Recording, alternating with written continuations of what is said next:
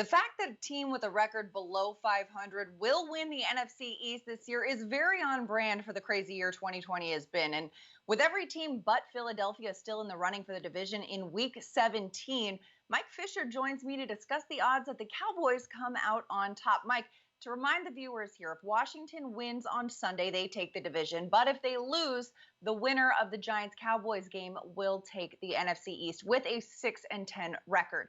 Dallas is a 1-point favorite over the Giants on Sunday, but what do they need to do to pull this one off?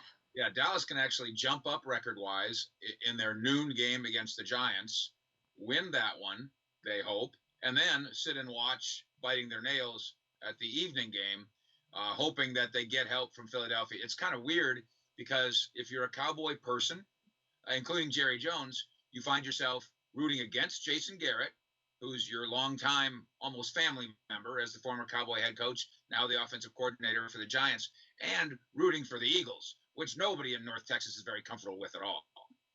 I mean, it's just like last week when the Giants fans were rooting for the Cowboys so that they could stay in it as well. What a division this one is this year. But, considering this Cowboys team went from seemingly a disaster, new head coach Mike McCarthy had reportedly lost the locker room. Starting quarterback Dak Prescott goes down in week 5.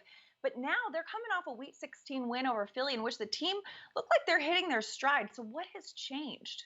Well, we've tried to make the argument in the NFC East while the rest of the country was making fun of it, understandably so. Somebody was going to get good, or at least get hot. And if the Cowboys beat the Giants, and they are favored by a tiny tad to do so, they will have won 4 straight games to close the season. You're not that bad if you win 4 straight games to close the season. What Ezekiel Elliott said about this Cowboys team going forward, we're going to be a hard out. We're going to be a dangerous out in the playoffs. He's on to something in terms of the way this offense has played. The defense has taken a long time to get to be even this mediocre, but this much is true too. Every team that makes the playoffs has some level of danger. For instance, Cowboys' first playoff game at home at AT&T Stadium against, let's say, Tom Brady and the Buccaneers. Tom Brady and the Buccaneers provide danger too. Yeah, I mean, hey, a lot to be said about peaking at the right time in the long NFL season. And a lot remains to unfold in the NFC East on Sunday. Mike Fisher, thanks so much for the insight.